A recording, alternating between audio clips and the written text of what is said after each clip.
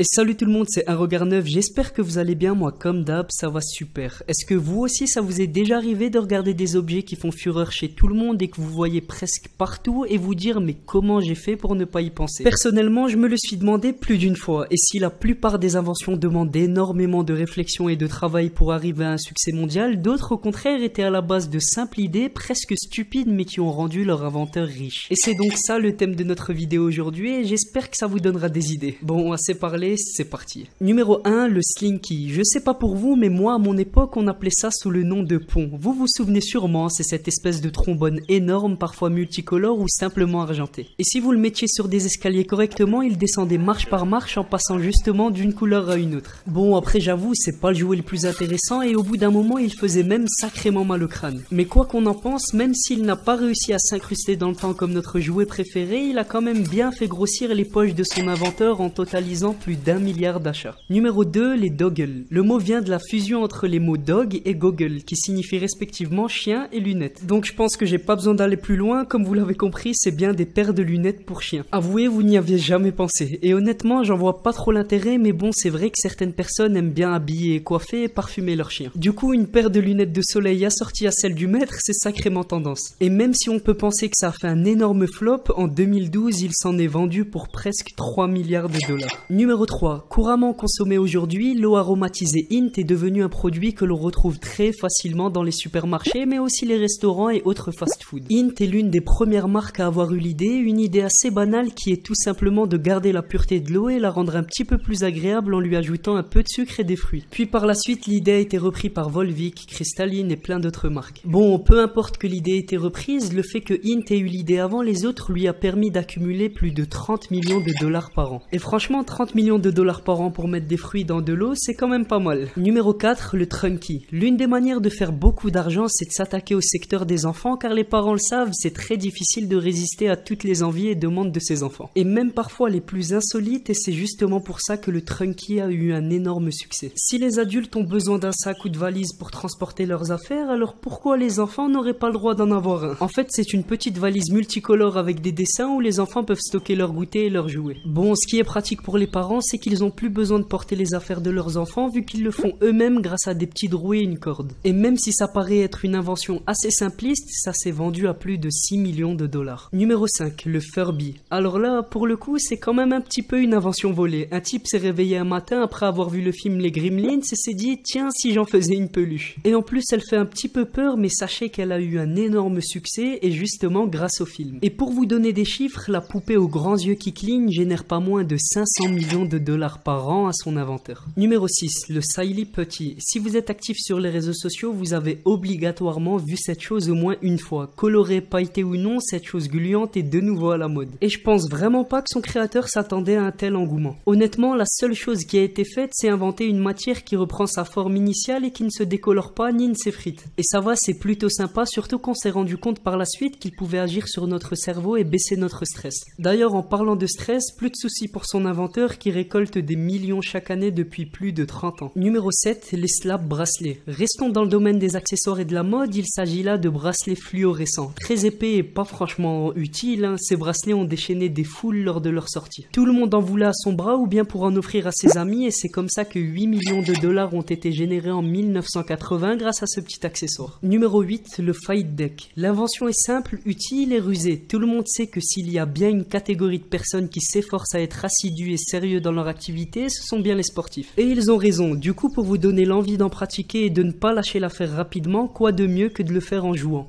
Et c'est bien là le principe du Fight Deck. Il s'agit d'un jeu de cartes banal sur lesquelles sont imprimées des activités physiques diverses. Et le jeu est simple, mélanger les cartes, tirer une au hasard et réaliser un exercice. L'idée était vraiment toute simple, mais encore une fois, elle a rapporté des millions de dollars à son inventeur. Et le numéro 9, le Lucky Wishbones.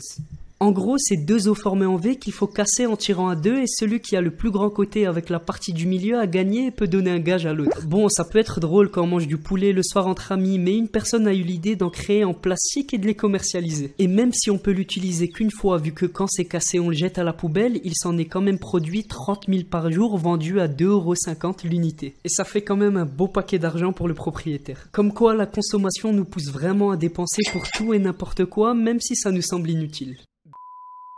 C'était tout pour moi la team à regard neuf, j'espère comme d'habitude que ce top vous a plu. On se dit à demain pour un tout nouveau top à 18 h. Sur ce, portez-vous bien, à la prochaine.